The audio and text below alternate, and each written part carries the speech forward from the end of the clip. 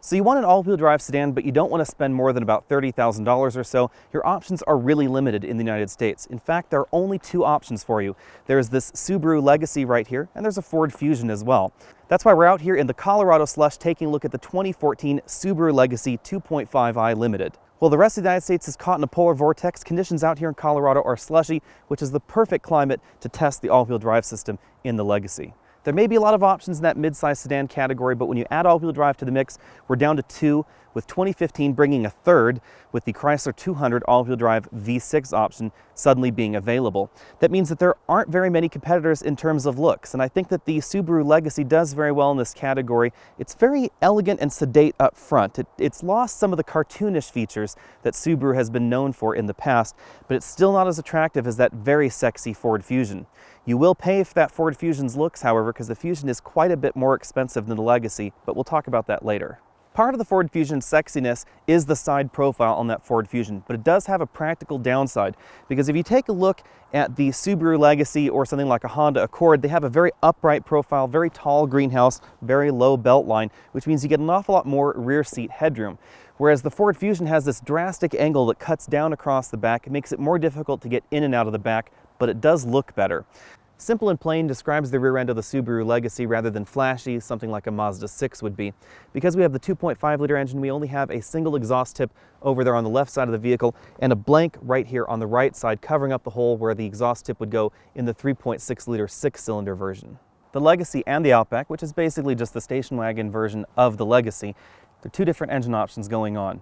We have a 2.5-liter four-cylinder engine. It's 173 horsepower and 174 pound-feet of torque. That's what we're taking a look at right here. There's also a 3.6-liter six-cylinder. It's good for 256 horsepower and 247 pound-feet of torque. Unlike the rest of the competition, this is not an inline four-cylinder engine, and it's not a V6 engine. These are both boxer-style engines, so they're horizontally opposed cylinders, which means the cylinders are moving in this sort of a fashion rather than being oriented in a V or in a straight line, and that's both for the four-cylinder or the six-cylinder engine.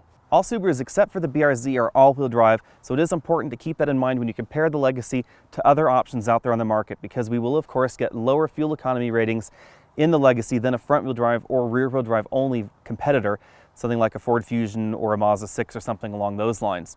When it comes to transmissions, things start out with a 6-speed manual transmission that's available only in the four-cylinder model, and that uses an all-wheel drive system that gives you a 50-50 torque split and uses a viscous center coupling. It gives you 21 miles per gallon in the city and 29 on the highway. Thing to note about that system is it does take a little bit of time for that viscous coupling to send power from the front axle to the rear axle or from the rear axle to the front axle, but its power by default is split 50-50. You get fuel economy ratings of 21 miles per gallon city and 29 on the highway. Next up we have a CVT, again that's mated to the 2.5-liter four-cylinder engine. We're told that in 2015 the six-cylinder will also get the same transmission. This system uses a slightly different style all-wheel drive system that normally sends 60% of the power to the front wheels, 40% to the rear wheels, and uses a multi-plate electronically controlled clutch to direct power. With this system, the car can decide to electronically lock that clutch plate at any time it wants to, so it really reduces the amount of time that you'll spend slipping one axle or the other. The system can also completely lock that center coupling, directing power to both axles evenly. Fuel economy rises with this system to 24 miles per gallon city and 34 on the highway. At this moment, the 3.6-liter six-cylinder engine uses only a traditional 5-speed automatic, and yet again a slightly different all-wheel drive system. The all-wheel drive system in that six-cylinder model has a default power split of 45 to the front, 55 to the rear, meaning it actually has a slight rear-wheel drive bias, which is very unique in the mid-size sedan segment in this price range. That system uses a true center differential, which is how they get that power split, and it can lock the center differential up, and it can give you a 50-50 power split if you need it. Front seat comfort in the Legacy is very good, especially in this limited model that we're in right now. We have a 10-way adjustable power driver seat with a 2-way adjustable lumbar support. We also have a tilt telescoping steering column with a decent range of motion. Passenger seat in the Limited gets a 4-way power adjustable seat, which means you can't tilt or raise the seat bottom cushion on the passenger side. It means you get a little bit less adjustability than you'll get in something like a Ford Fusion. Where the Legacy really shines is in the back seat, especially versus that Ford Fusion. As I said, the Legacy has a much more upright side profile, which means it's much easier to get in and out of the rear seats. In fact, if I was in a Ford Fusion, you probably couldn't see my face because the roof line in that Ford Fusion would really be blocking my view out and your view in. When it comes to rear seat legroom, I also have a decent amount more than I get in the Ford Fusion. Over here on the right side, you can see sitting behind a 6'5" passenger, I still have about 2.5 inches of legroom left there.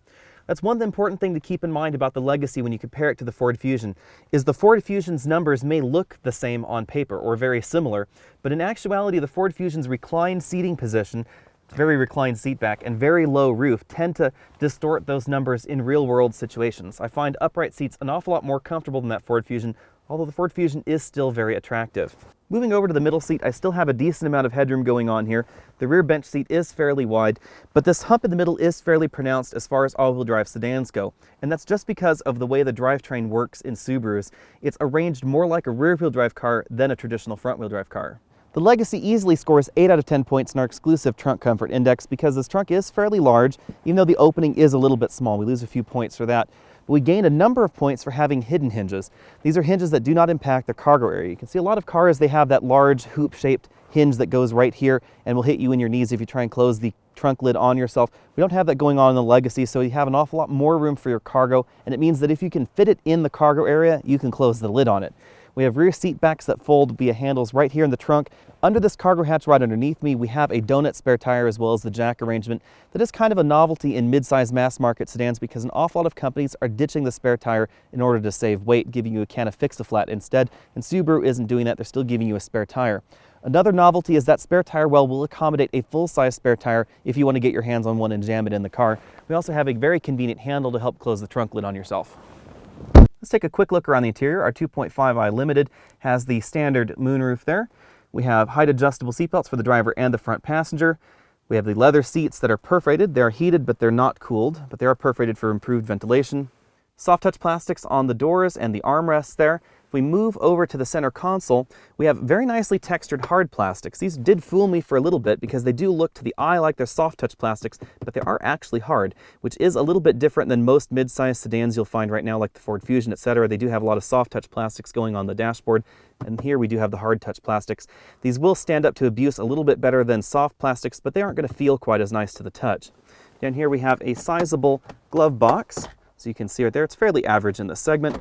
The center console of the Legacy is very attractively styled in my mind, with this attractive fake metal finish going on right there for the radio and most of the center console. That little display right there above the radio is where you'll find your trip computer, fuel economy, clock, etc., as well as the outside temperature. But interestingly enough, you'll find the button to control that display right over here in the gauge cluster. Working our way down, our model has the standard LCD radio screen. We don't have navigation in this particular model, but it is optional and available in the Legacy trim. We don't have time to do a separate infotainment video because there's not a whole lot to know about the system. We do have a USB interface, which does work well with our iPhone, Bluetooth as well, satellite radio, AM, FM, single slot CD player right up there that's capable of playing MP3 discs. We also have HD radio, preset buttons along the bottom. We have some very limited menu settings right there with that knob. Pairing a Bluetooth device was a little bit more cumbersome in this system than the average system out on the market, but it's something you typically only do once, so it's not really a big feature problem. Down here we have a little storage cubby right above the dual zone standard climate control. We have our very traditional shifter here with a manual mode on the side. We do have a CVT in this car, but we do have an imitation manual mode. Here we have the dual heated seats, another little storage cubby, and two very large cup holders that were easily able to accommodate the largest takeout drinks we were able to stuff at them. Inside the center console is where you'll find an additional 12-volt socket as well as the USB and auxiliary input. It's a fairly reasonably sized center console lid, and it's very nicely padded as well. The Legacy has a very traditional 4-dial instrument cluster, and because we're in the Legacy Limited, we get this color display right in the middle, although I find that the color display doesn't really do terribly much. If we back out to the steering wheel, it's controlled by these little buttons right down here on the steering wheel. They're very large, very chunky, but you can see if I cycle through these buttons, this is all that you get on this screen, is these 3 little displays right there. If we're parked and we pull the I button, we do get a menu, and we can choose from a few different functions in this system: auto light sensor, screen settings, and go back, etc. Moving out to the steering wheel, we have a fairly thick-rimmed steering wheel that's leather-wrapped with no sport grips. We have shift paddles right on the back, down and up right over there, cruise control buttons on this side, radio control buttons right over here with our phone buttons, and a voice button right down there. And again, this bank of buttons controls that little screen in between the speedometer and tachometer. To the left of the driver, we have a standard electronic parking brake, and we also have hill hold assist, which is kind of a novel feature in this kind of sedan. If you've driven a Legacy before 2013, then you may have noticed that the suspension was a little bit soft. Subaru went back to the drawing board and corrected that for the 2013 and the 2014 model year. We now have a much firmer ride than we had before. The result is a more European, more firm feeling that although it's not quite as nimble out on the road as a Ford Fusion, it does have a very solid feel, and it's honestly a good second competitor. No one's had a chance to drive the new Chrysler 200 yet, so we can't really say how that's going to be, but knowing Chrysler, I expect it to be a little bit softer than this Legacy. Acceleration time with the 2.5-liter four-cylinder engine is just below average, even though we have the CVT in this car. I'm usually a fan of CVTs, and that continues on with this Subaru Legacy, because if you're going to have a relatively small engine powering a relatively large car, and you're going to do a lot of hill climbing, then a CVT makes an awful lot of sense because it can maximize the power output of that engine. That's really true in this Legacy. We've been going up and over the Continental Divide here in Colorado in this Legacy. We never really felt like the engine was straining or struggling to move the car. Yes, I do wish it was a little bit quicker, but compared to the competition, it never really felt like it was going out of breath, even at these altitudes. This 2.5-liter four-cylinder engine is a new design for Subaru, and as such, it has improved its noise, vibration, and harshness characteristics over that older engine. However, it is still noisier and still a little harsher sounding than your average inline four-cylinder engine. That's just down to how boxer engines work, and it's not really a fault of Subaru. When you start up this engine, it does have a distinct four-cylinder boxer engine sound that you may be a little bit less than used to if you're transitioning from something other than a Subaru into the brand, but it's something that you'll probably get used to. The six-cylinder engine has a similar kind of sound to it, so it really doesn't sound like a V6 engine or an inline-six engine that you may be used to in another brand as well. The Legacy's revised suspension helps this car feel very confident, very assured out on the road, including in corners. The all-wheel drive system does help in cornering when you're in power-on situations, but a lot of people get this a little bit confused when it comes to the snow. And all-wheel drive is not going to help you in situations where you're power off. So if you're just driving down the road on a flat level sheet of road and you're entering a corner and you're not using the accelerator pedal, then all-wheel drive isn't going to help you in that kind of traction situation. However, the all-wheel drive system in the Subaru Legacy will help you uphill in snow, on level areas accelerating in snow, and it will give you a more confident feel in all kinds of acceleration situations.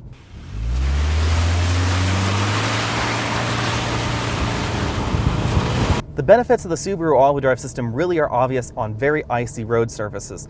That's because this system is not a slip and grip style system like you'll find in the Ford Fusion or the Chrysler 200 or most of those all-wheel drive systems out there in crossovers and other sport utility vehicles like that. That's because this system is always sending power to both axles. So there's never a moment where you slip and then it has to decide, oh, I need to send more power to the other axle. Instead, this system, when you slip, it decides to send more power to the other axles. There's always some power going on there. It means that hill starts and icy situations are very confident in the Subaru. The Subaru's traction and stability control system is also very obviously designed for wet winter weather because it tends not to reduce engine power as much as competing systems, instead preferring to shuttle power around wheel to wheel rather than just reducing the engine power. Pricing for the Legacy starts at $20,295. That's for that 6-speed manual transmission and the 2.5-liter four-cylinder engine. As tested right here, $25,895 for the 2.5i Limited. The 3.6-liter almost fully loaded version will get you around $28,000 to $29,000 if you check all those option boxes. That's a decent amount cheaper than a Ford Fusion Titanium because the cheapest all-wheel drive version of the Ford Fusion is that Titanium model at $32,600. So if all you want is a mid-size sedan with all-wheel drive, then the Ford Fusion is going to cost you about $12,000 more than the Subaru Legacy. Chrysler has announced pricing for that new Chrysler 200 V6 all-wheel drive, and it's going to come in slightly cheaper than that Ford Fusion at around $29,690, which is still a decent premium over the Legacy. If you need all-wheel drive, the Legacy is a solid deal no matter how you slice it.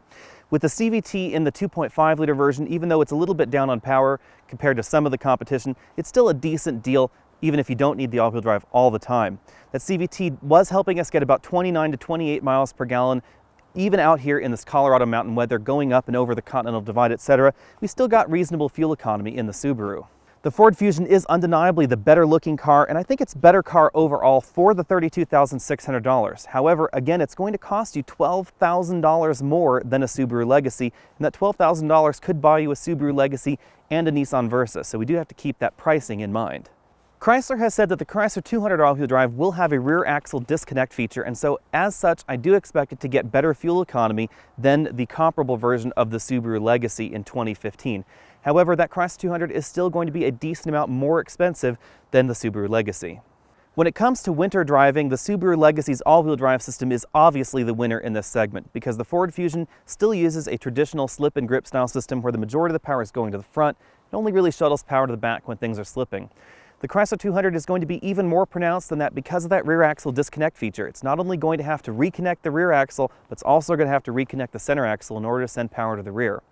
Well, the Chrysler 200 will have a mode to automatically engage all those systems in advance for you. You will have to turn that knob. So if you're just in auto and you're driving down and you suddenly hit a slippery patch of whatever as you're climbing a hill, you will notice that slip in the Chrysler 200, but you won't notice it in something like a Subaru Legacy.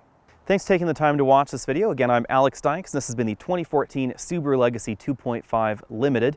Go ahead and click that subscribe banner at the bottom of your screen so you can be updated on all of our latest videos, along with a video on the 2015 Subaru, if we can get Subaru to lend us one.